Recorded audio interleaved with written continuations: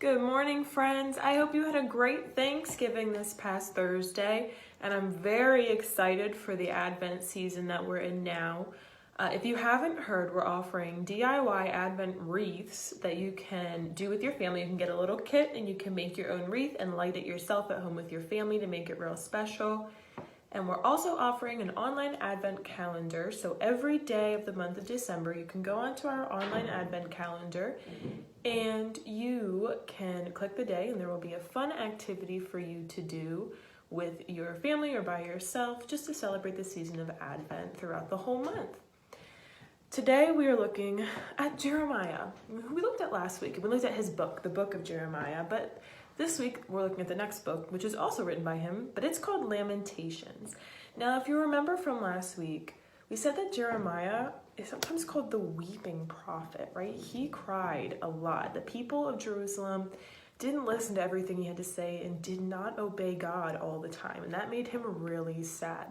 So this book, Lamentations, is really a really sad statement, sad song, sad poem written by Jeremiah about, the fate of the Israelites during this time. So to lament something is to be sad about it. So he is lamenting the choices of the people of Israel in the book of Lamentations.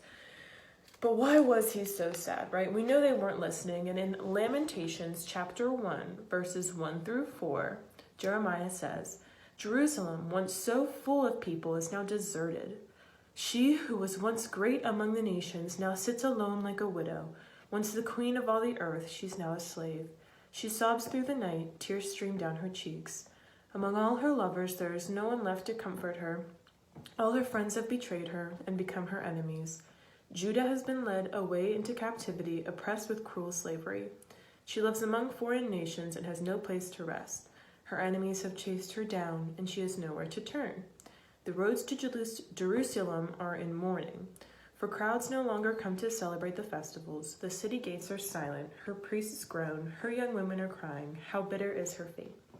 And we did mention this last week, but the people, the Israelites, who Jeremiah was sent to bring messages from God to, right, to obey God, are kind of scattered. They were evicted from Jerusalem, and they're in Babylon right now. So they're not actually living in Jerusalem successfully. They're spread out, and that makes Jeremiah sad in and of itself, that the city of Jerusalem, the beautiful and holy city, doesn't have God's people living in it. And the people living in it are making bad decisions and disobeying God. And the Israelites who aren't living there right now are also disobeying God. Like, they forgot about what they were supposed to be doing because they weren't in Jerusalem any longer. And Jeremiah, like we talked about last week, a very sorrowful person, had a lot of things to be sad about. But in Lamentations, we see a little bit more of those sparks of hope that I mentioned, but we didn't get much of in the book of Jeremiah. So for the rest of our little moment today, we are going to look at Lamentations chapter 3, verses 19 through 33. And we are going to see if Jeremiah dares to hope for better days in the future. Can Jeremiah bring us any hope out of the suffering of the people of Israel? So this is Jeremiah chapter 3, verse 19. "The thought of my suffering and homelessness is bitter beyond words. I will never forget this awful time as I grieve over my loss. Yet I still dare to hope when I remember this. The faithful love of the Lord never ends. His mercies never cease. Great is his faithfulness. His mercies begin afresh each morning. I say to myself, the Lord is my inheritance. Therefore, I will hope in him. The Lord is good to those who depend on him, to those who search for him. So it is good to wait quietly for salvation from the Lord.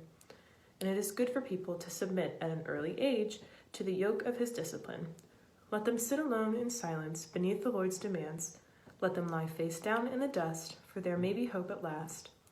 Let them turn the other cheek to those who strike them and accept insults of their enemies, for no one is abandoned by the Lord forever. Though he brings grief, he also shows compassion because of the greatness of his unfailing love, for he does not enjoy hurting people or causing them sorrow." So this is coming from one of the most sorrowful people in the Bible. He's saying, I know that God does not enjoy causing people sorrow. I know that the Lord will never abandon me, and I know that his greatness has no bounds. His mercy is fresh every single morning. He has new mercies for me. And if this thing's coming from the most sorrowful person in the Bible, then I think we should listen to it, and we should believe what Jeremiah has to say. So as you go throughout your week this week, and you run into something that makes you real sad, right? I want you to write it down. Write down your lamentations. Write down your lament to God. What is making you sad at that moment? I want you to write it down, and then you're going to say a prayer to God. And you're going to pray to him and say, God, I know that you aren't trying to hurt me. I know that you would never do that, right? And I know that you will bring your mercy on me in due time. But until then, just help me with my lamentations, all right?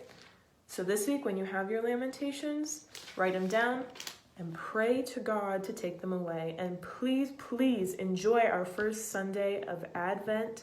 I hope that this season brings you hope, just like Jeremiah found hope even in the most sorrowful of times.